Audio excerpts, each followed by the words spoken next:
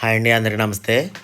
మహాశివరాత్రి రోజు నాడు కోటప్పకొండ త్రికుటేశ్వర స్వామి దేవస్థానానికి వెళ్తున్నామండి మేము. మా బామ్మర్ది, నేను, తమ్ముడు, జయకృష్ణ తమ్ముడు, మా అబ్బాయి వరుస అవుతారండి. అలాగా మొత్తం కలిసి 7 అనేది వెళ్ళాము. అక్కడికి వెళ్ళిన తర్వాత కోటప్పకొండ దగ్గరలోకి వెళ్ళిన తర్వాత యువతల ఆపండి ఆపండి ఆపండి అని అన్న సంతర్పణ కూడా వచ్చే భక్తులకు ఇబ్బంది లేకుండా అన్న సంతర్పణ కూడా పెడుతున్నారండి.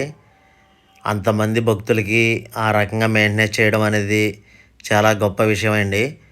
ఎందుకంటే ఈ మహాశివరాత్రి రోజు నాడు ఆ కోటప్పకొండ దర్శనానికి వెళ్ళే భక్తులకి ఎటువంటి ఇబ్బంది లేకుండా చాలా నీట్గానే చేశారు.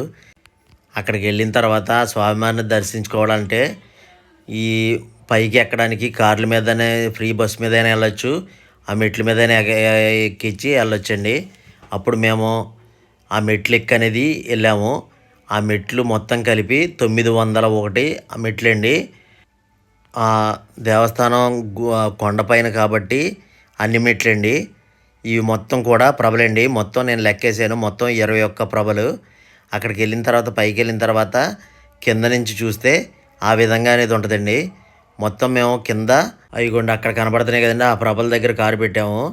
ఈ పైకి వచ్చేసరికి మొత్తం 5 కిలోమీటర్ల పైన ఉంటుందండి. అక్కడ దాకా మేము నడిచి వచ్చాము పైకి. తర్వాత ఈ ఈ పైన తీసిన వీడియో అండి ఇది. మీలో ఎవరైనా వెళ్తే ఒక లైక్ అనేది చేయండి.